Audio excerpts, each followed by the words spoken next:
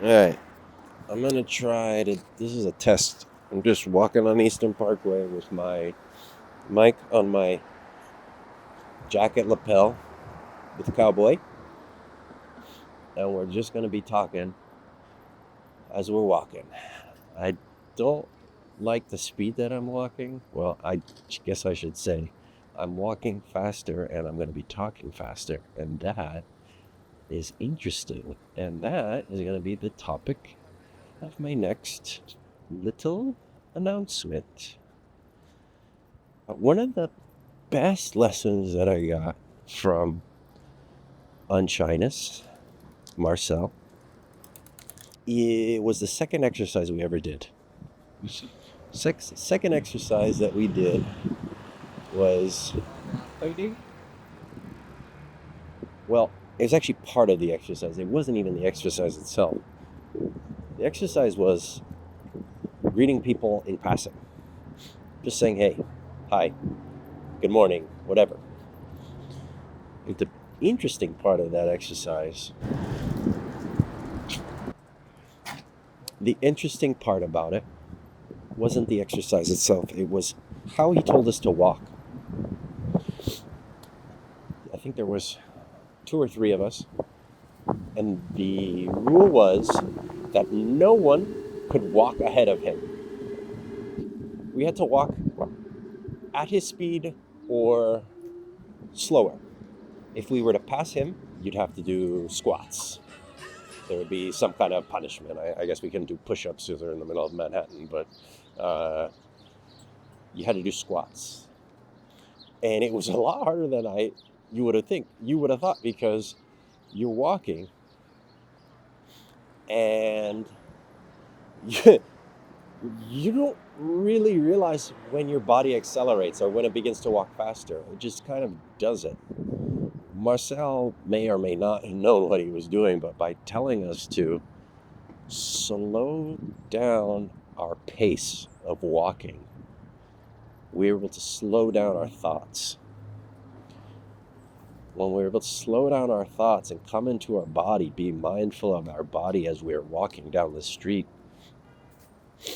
and not about, the fear of what am I going to say? Who am I going to say it to? How are they going to react? Well, we just had to stay behind him. Our energy slowed down, and our energy became, I guess, slow or less tense or lighter, or however you want to call it. That energy was not a push. It was not a jumping energy. It wasn't like, hey, how you doing? What's up? I've been thinking about this a lot lately, and I'm going to be mindful of how I'm walking. Remember hearing someone say that you should never run across the street to catch the light. And good luck with that in New York. But why do we rush? We rush because we think we're going to gain something. Sometimes we do. If we're running late, if we go a little faster, we might get there a little earlier. Oh! So man, you good? How's it, bro? I seen you. Oh, sorry. No, you're good. Sorry, I got a little dirt on it. How you been? Pretty good. How about you? You finished work? You going? No, I'm coming there because they're gonna check the dishwasher. So I got a guy coming in now at 5. Hopefully he can fix it before the next meeting, man. It's so annoying. Cool. Yeah. Good. Anyways, nice seeing you. All right, brother. Yeah. See you around. Okay, man. Take it easy. That's the barista. Seemed like he was in a rush. Anyway, when we rush, what are we doing? We're trying to get something. We're trying to prevent something from happening. I rush a lot because I believe when I'm running behind, I'm fucking scared. I am scared that whoever's waiting for me, they're going to think differently about me. I had an appointment at an urgent care because I needed stitches. Or I was going to try to get stitches. I had to go there. And I made an appointment for 3 o'clock. I misjudged the time I had to leave, and I was running late. This was not something I was going to get charged for being 10 minutes late. No one knew me there. It wasn't a favor that was being done for me. There was logically no reason to stress over this. But my conditioning is that if I am late to something, someone's going to be upset. Or I'm disrespecting someone, or whatever it is. Whatever the story is, fill in the blank. We rush because we're trying to prevent that from happening. Even if we're 30 minutes late and getting there 2 minutes earlier, psychologically that does something for us. But it's bullshit. You're whether you're 28 minutes late or you're 30 minutes late, you're fucking late. You're fucking late. Now, do you think that's the person waiting for you is going to be 2 minutes more mad at you? It could be. Maybe at after 31 minutes of waiting, they say, fuck this, I'm out of here. And you save them from leaving. That's possible. That's possible. But think about it this way. That's what you gain from rushing. They don't leave. Or they don't get mad. Or they get less mad. Whatever. What do you lose? Besides the present moment, which, you make an argument that that's good or bad. Doesn't matter. What you lose by rushing is actually the moment after. You're polluting wherever you have arrived. You're polluting where you have arrived. You are taking all this nervous energy, all this panic, all this worry, all this fear, the franticness, and you are taking it like a glass of wine and throwing it on to the person that you now talk to, right in their face. You're taking all this and just throwing it on them. You say, here, take this. This is what I'm feeling right now. I want you to feel it too. You don't do it consciously, but you do it because that's what state you're in.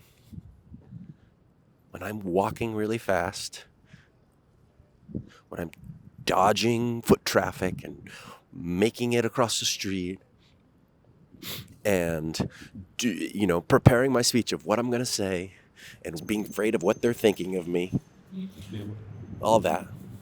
Once I get there, it is very hard to slow down. Very hard to slow down. Almost impossible.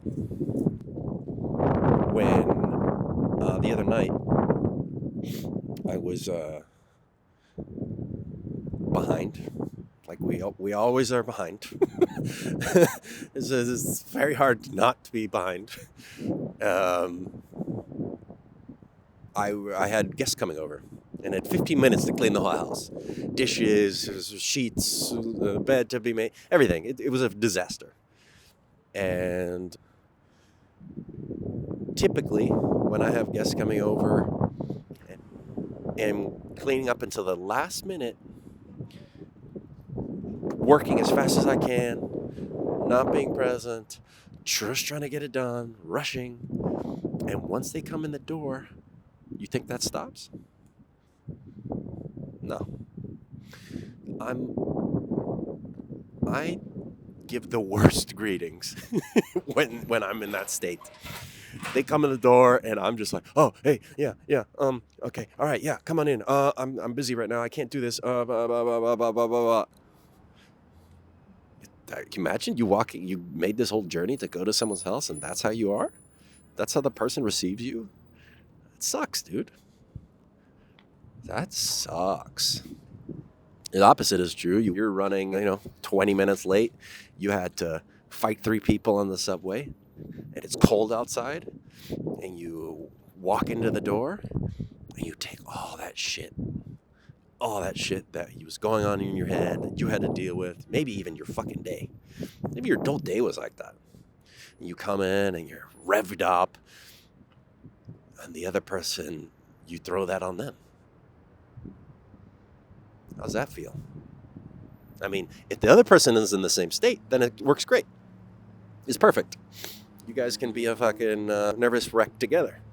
And that's a lot of relationships are like that. That's why people are friends. They're on the same energy level, the same vibe, right? So by not rushing, we can slow down. Duh. We can slow down and come into the interactions grounded, present, open, grateful, loving, happy. That's fucking awesome. And if you want to talk to strangers, that's how you gotta be. Those first few seconds are fucking crucial. Crucial. If I come into you with that nervous energy, get the fuck away from me. I do not want to talk to you, especially in New York when everyone's a fucking lunatic, right? If all I have to judge you in is the first 5 seconds and you come in like, because you're rushing, no thank you. No thank you. No, I will not give you my time. I will not give you my time. So, it's cold now. My dog's wondering why I have not gone in the house yet. So, here I go. Thank you very much.